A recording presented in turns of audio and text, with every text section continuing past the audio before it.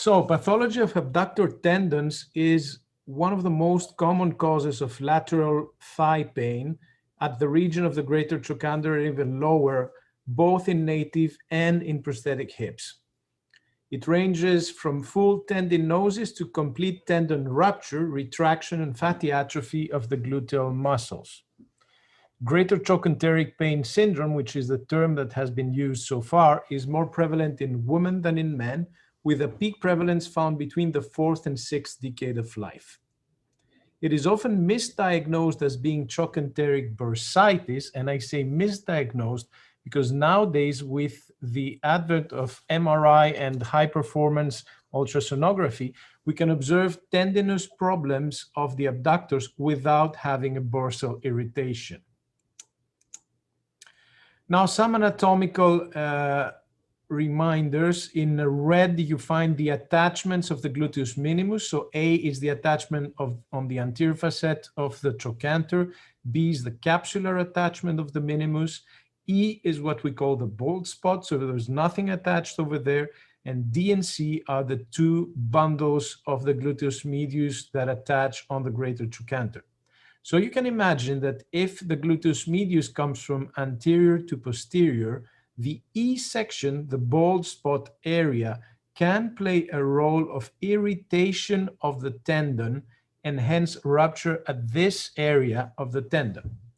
So the ruptures concern most oftenly the anterior bundle of the gluteus medius and the anterior bundle of the gluteus minimus that are compressed against this bald area and can be poorly vascularized.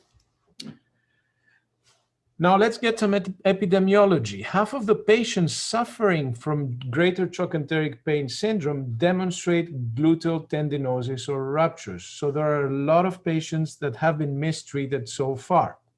The rate of ruptures and tendinosis increases with age, and the incidence raises from 10% to patients lower than 60 years old to 50% on patients over the age of 70. That means that the old 70-year-old lady coming into your office and complaining of ongoing pain on the lateral part of her greater trochanter has a 50% chance of having a tendinous problem. Now, why do these problems happen? So it's mainly attributed to altered lower limb biomechanics with age, especially in the setting of hip osteoarthritis. So a lot of patients that you will be seeing for OA have a concomitant tendinous problem. Ruptures of the tendons have been reported in up to 20% of patients suffering from OA and 25% of patients undergoing hip arthroplasty for end-stage arthritis. And these reports come from intraoperative findings. So surgeons going in either through a lateral or posterior approach and observing that there was a tendinous rupture on site. Now, the clinical scenarios. The rotator cuff of the hip from atraumatic chronic tears of the anterior part of the gluteus medius is one option.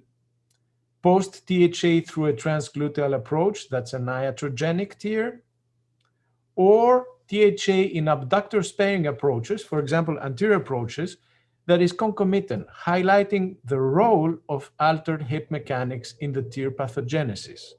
And when we extrapolate this to shoulders with cuff tear arthropathies, we can wonder whether the tear created the arthritis or the arthritis the tear.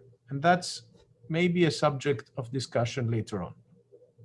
Now, both abductor fatigue and inflammatory process seen in patients with total hip arthroplasty, including excessive wear and osteolysis, and especially metallosis, can lead to excessive abductor tendon damage, such in cases of ALTR, rendering direct repair impossible and possibly necessitating more complex reconstructive options.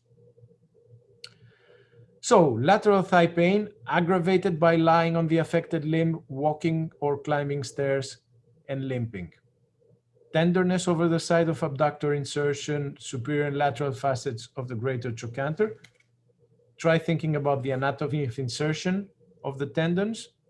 Anterior groin pain is less common. Probably, if there is one, it is associated with some degenerative process in the joint.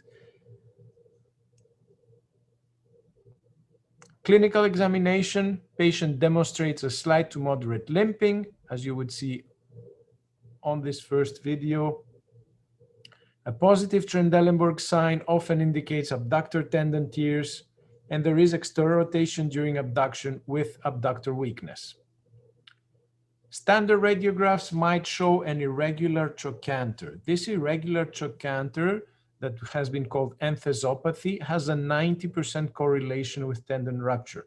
If these little osteophytes are more than 2 to 3 millimeters, there can be a rupture there in 90% of cases.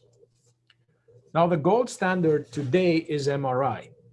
The MRI gives you information both on the anatomy and pathology of abductor muscles and tendons. It is highly sensitive and specific to predict gluteus medius tendon tears. We can use Mars or Maverick sequences to detect these tears even in a prosthetic setting.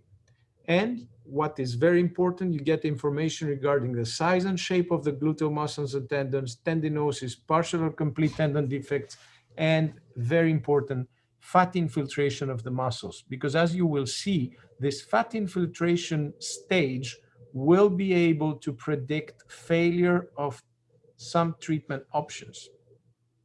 How do you treat these patients? I would say start with a conservative treatment with non-steroidal anti-inflammatories, rest, and physio. Infiltrations, there's a lot to discuss about it because you might be doing more harm than good. Remember Achilles tendinopathy, infiltrations, the result is rupture. So if you have a tendinopathy of the glutei, I would say infiltrations might not be a good idea.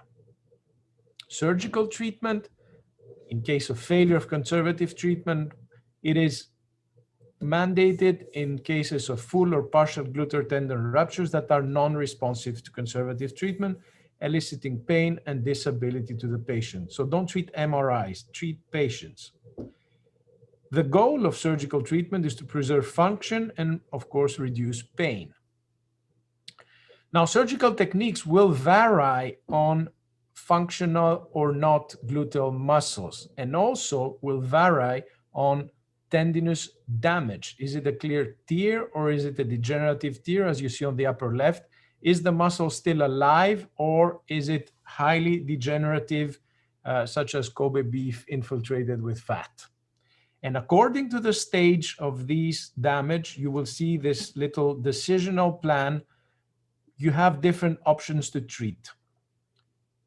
Direct open repair using bone tunnels and suture anchors, of course, is the best treatment you can offer to your patient, but will only be feasible with low degenerative stages. So Gutaye 1 or 2 with a defect that is less than 3 centimeters, a good tendon, or you have to augment it. So, and of course, good muscle.